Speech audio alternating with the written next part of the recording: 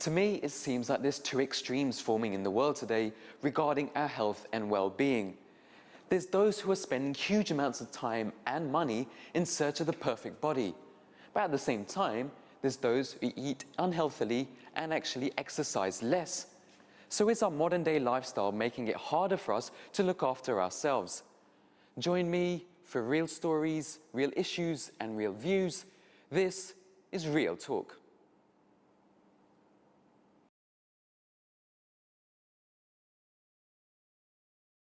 Assalamu alaikum and welcome to the show. I'm your host Ghalib Khan, and for the next 50 minutes, I'll be addressing the topics that you want covered and asking the questions that are important to you. Now, on today's show, we're looking at our modern day lifestyle and we're having a look at health and fitness. Why is it becoming such a hot topic at the moment, and are we taking our mental and physical well-being seriously? Well, to help answer these questions, I'm joined by a panel of experts here today. I'm just going to introduce them for you right now. First of all, I'm joined by Azza Salim. Welcome to Real Talk. Azza is a general practitioner from the London area. And next, I have Dr. Elizabeth Weissel-Brown. Welcome to the show. She's a nutritional scientist from the British Nutrition Foundation. And finally, last but not least, we've got James Hardy, who's also a fitness trainer. Welcome to Real Talk to all of you. So that's our expert panel that we have, and as usual, I'm joined in the studio by an audience as well, who are going to be adding in their input throughout the program.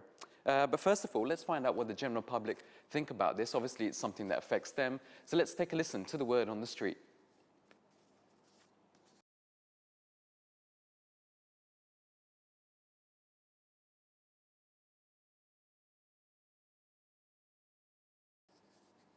So that was the word on the street, and one of the main elements that came across in that was that it's to do with people's lifestyle. I think a lot of people are saying they're finding it harder and harder to maintain their health.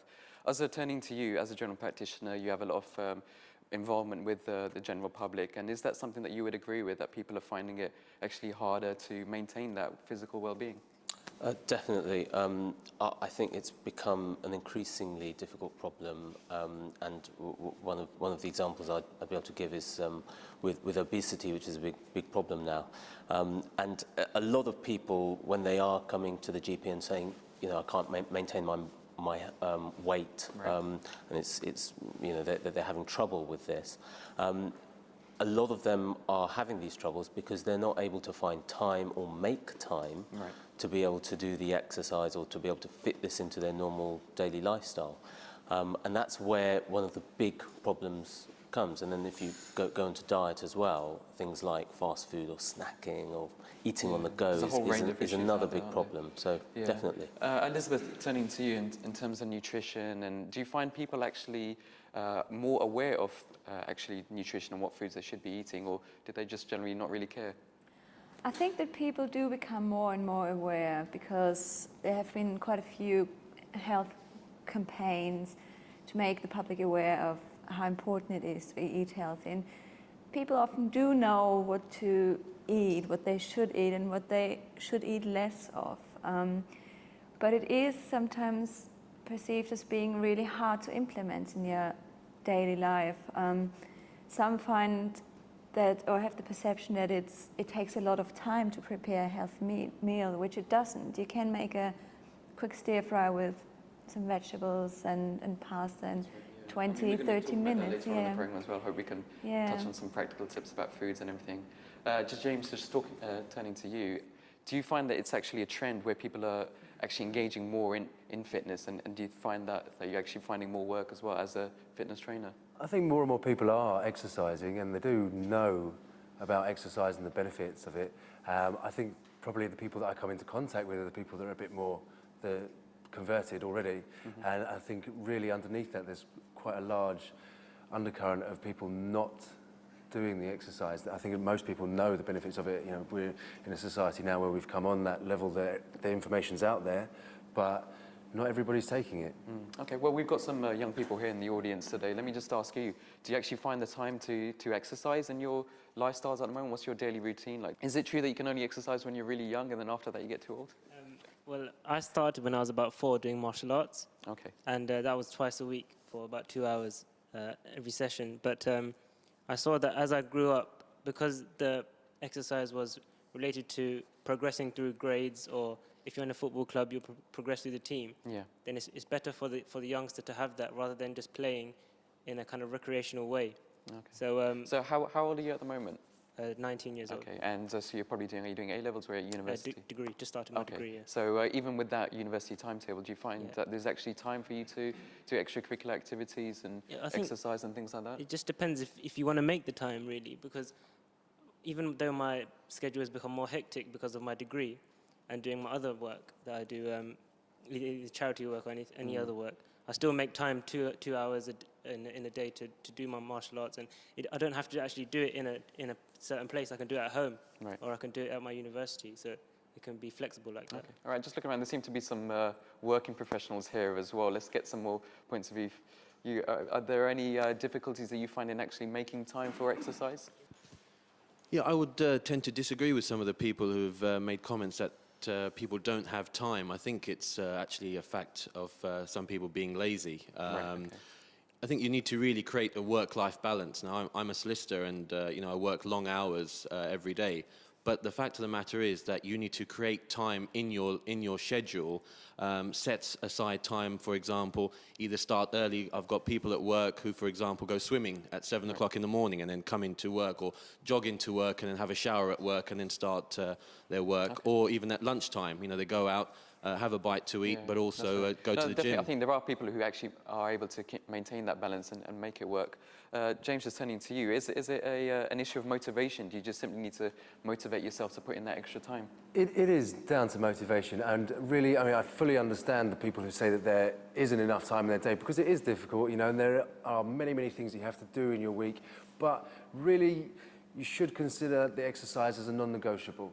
It should be something that's And when we within talk your about week. exercise, there's a specific amount that you should do a day, or how much should you do Well, in a week? there are government recommendations that you should do half an hour a day of moderate level exercise at least 5 times a week. Personally, I would say that is lifestyle. That is walking to work, cycling to work. Those are the basic level things you need to stay relatively healthy. But that's not really fitness.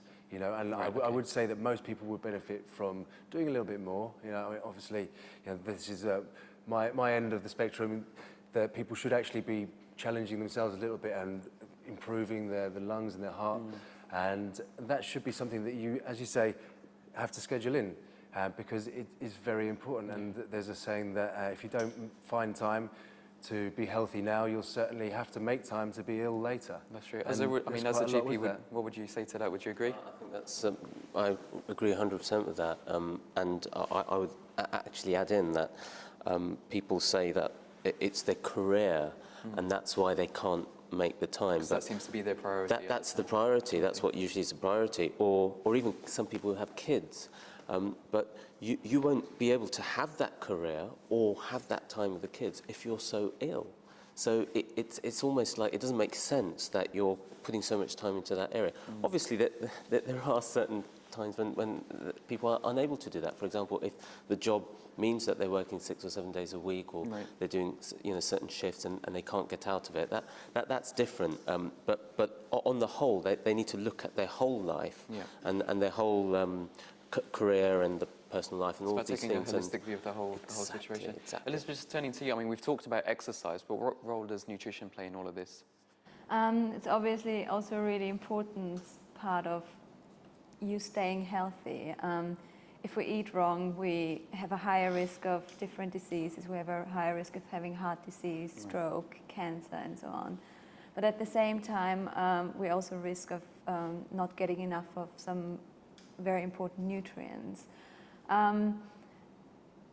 People often perceive it as being really hard to eat healthily, and I think certain things are forbidden, but that's not true.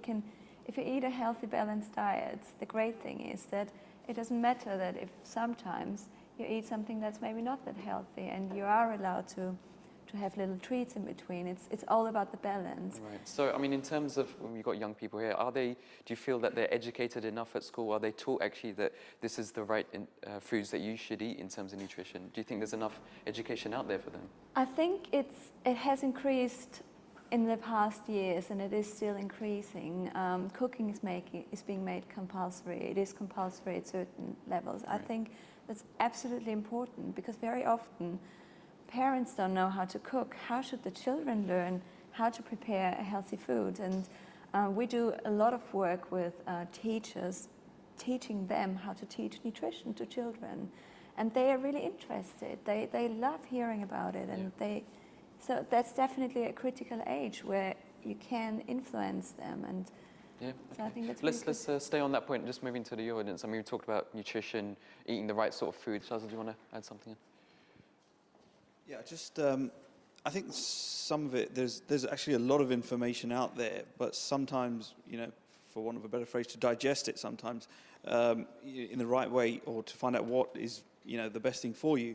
Sometimes there's too much information out there. I mean, so many times, from the gym perspective, everyone will tell you, okay, eat a certain amount of protein, etc. So food is, you can understand that, but then there's so much information in terms of supplements and these kind of things on the market, whereby not only protein supplements, but fat burning tablets, these type of things. And, I always have that sort of worry that, fine, they may be shortcuts, or there may be actually things that do work.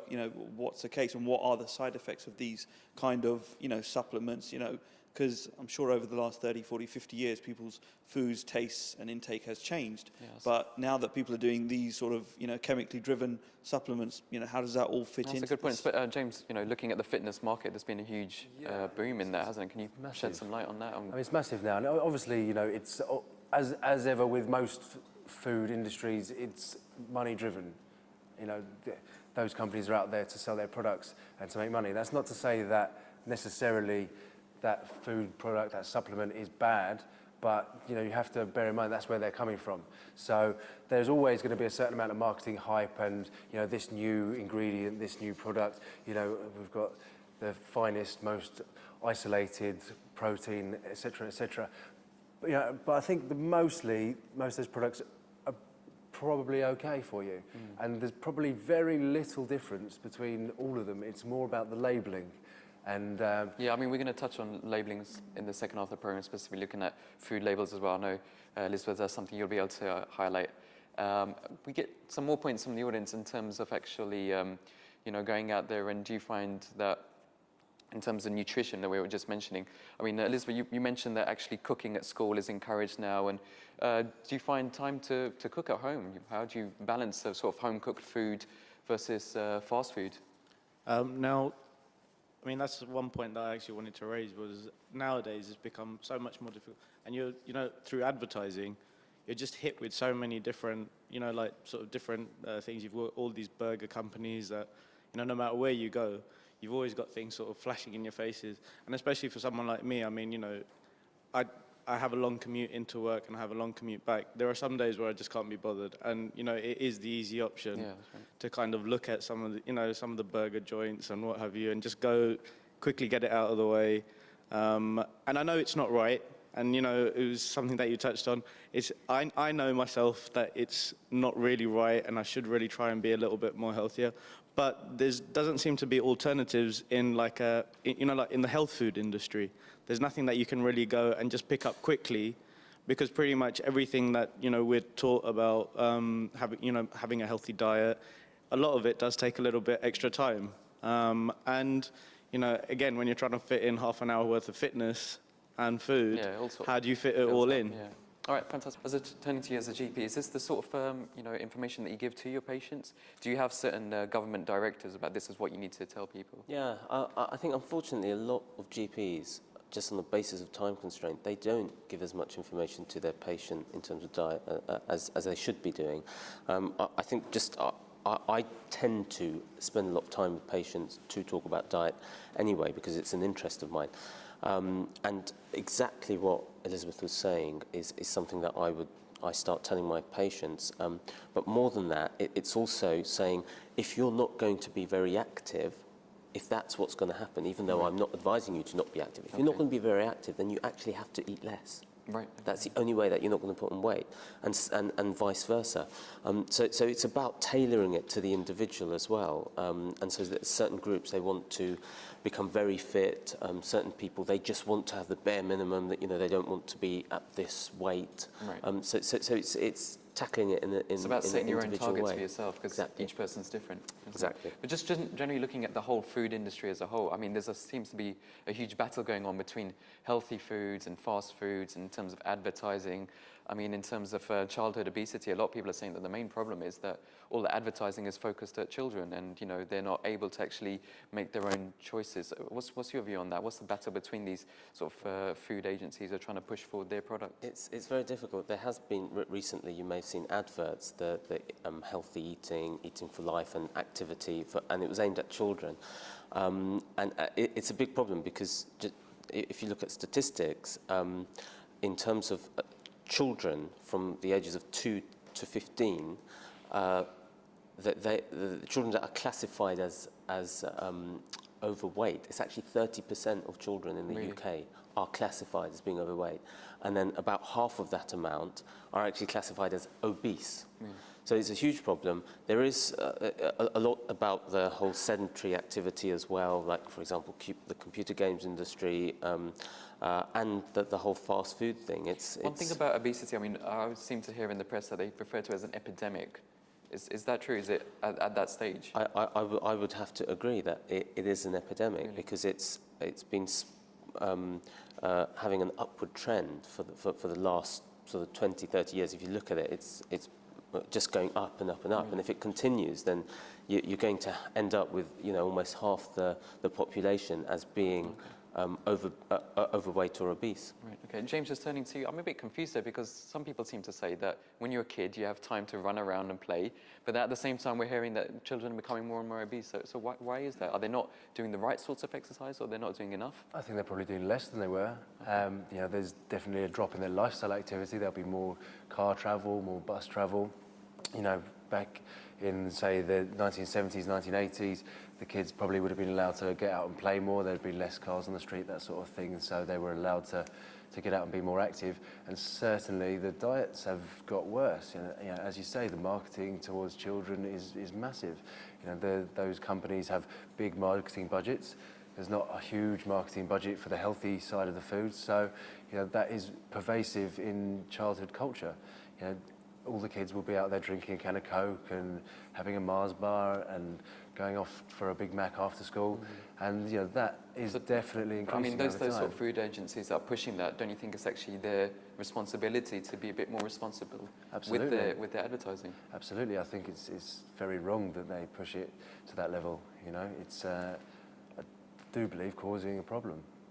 Obviously, the other side of things is the kids could be exercising more, and that's something that has to be addressed probably from a governmental level with schools, and making sure that PE is actually kept. And I think in some schools the number of hours of PE that's done in the week has dropped, Right. and kids tend to be doing less extracurricular activities. So there needs to be a way to make people, especially children, enjoy what they're doing. Yeah. As your guest alluded to earlier, if you've got a commitment to a sport or a martial art, that is going to then ingrain that into the kids' life, and they're going to enjoy it, and they're going to achieve something, and it's going to become part of their life. So definitely, I mean, what you're saying then is there's parents' responsibility also to get the kids into a good habit from the start to last them for the future as well. I think every kid should have something like that in their week, and they're missing something out of life if they're not doing a physical activity. Okay. Elizabeth, just turning to you, something that's cropped up a few times. Some people saying they can't afford to eat healthy. What would you like to say on that? Because it must be pretty cheap to pick up some fruit or something. I can't imagine it'll be too expensive to maintain a healthy balance. I think you can make it either way, healthy and expensive, if you live healthily or unhealthily. Generally, there are a few tips you can just follow. Could you share some with us today? For example, we should base our meals on starchy foods, and they're usually the cheapest, like pasta, rice, potatoes. They're usually generally quite cheap. And some find fruits and vegetables a bit more expensive, but if you look around, shop around a little bit, and also go for fruits and vegetables that are in season, they're generally much cheaper. So if you buy in winter something that's totally out of season, of course you would pay a lot. Right. You can also eat frozen fruits and veg.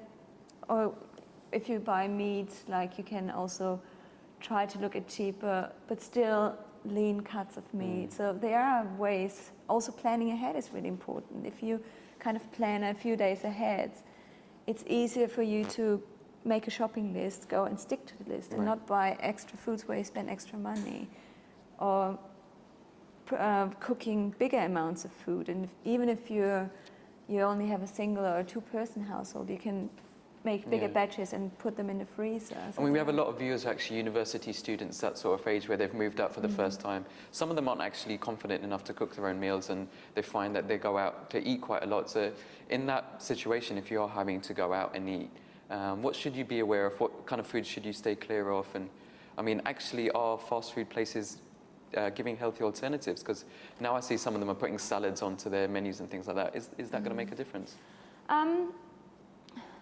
It's a difficult question to answer in general, because from what I have the feeling is nowadays that foods, so-called fast foods, which is also a sandwich that I pick up somewhere, so it's not the classic burger and so on, that a lot of those places have really improved and are now offering healthy alternatives.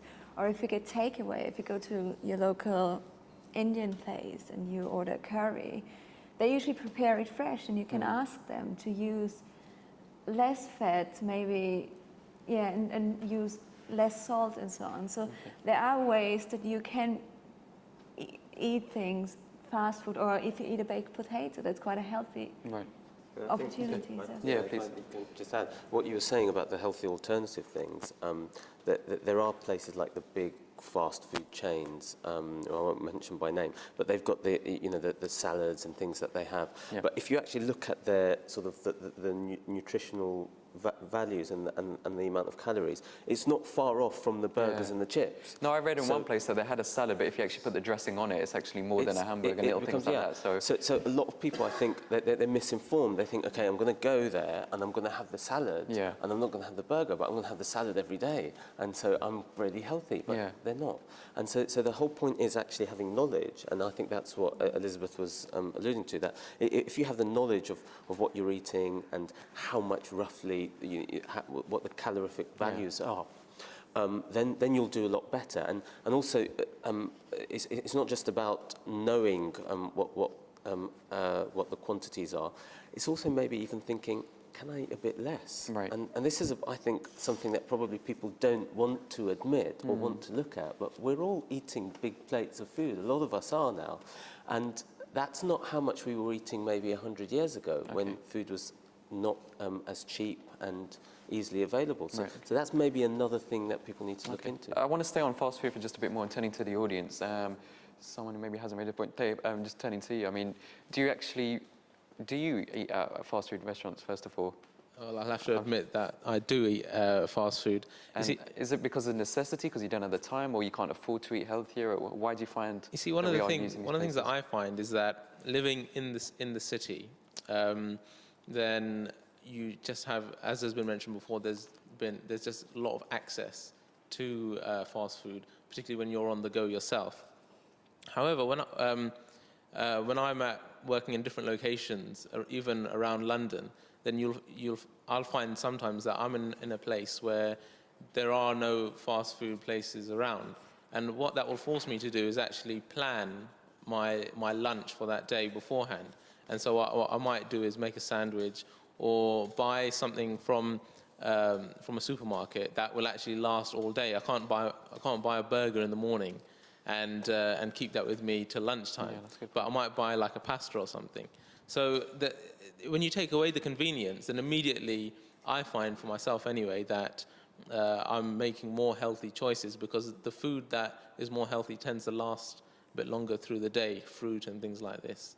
So, all right, fantastic. Let's get some more points we've got. Charles, do you want to add something to that? Not so much. I mean, fast food obviously is a large portion of our lives when we're out, but focusing on something which, I think a lot of people from, from Asian homes face is that, obviously, the mother or the wife will cook your foods and what have you. So when you get home, dinner's on the table. Now, a lot of that type of food, I mean, I know my younger brother, who's a lot more stringent when it comes to that type of food, is always on at my mum saying, why is there so much oil in this food? why is there so much this? Why is there so much that? Yes. So Too much those are salt, too much oil, isn't it? exactly. Yeah, I mean, and then my mum will obviously naturally revert and say that's what makes it taste good. right, okay. So I think it's also, you know, about informing, you know, not just yourself but other members in your household, because then if they're doing exercise and those type of things, then when they know that they're eating this, it may actually make them Okay, think about what goes into food. Yep, okay, let's get one point. You've got something to add to. At university, because I've just started recently, I've seen that, and it's in central London mainly, that there are a lot more food chains that are healthy food chains rather than the fast food ones. But the problem I see is that literally there is the burger or the fast food shop right next to the healthy one. And because more of the students and more people go to the fast food shops, their prices are lower. Right. So the healthy shops are almost double the price. So if I want to get a burger, it will be about £1. If I want to get a sandwich there, it will be £3-4. And because I'm in university, money is a big issue because Right, of student loans and everything. All right, thanks for that.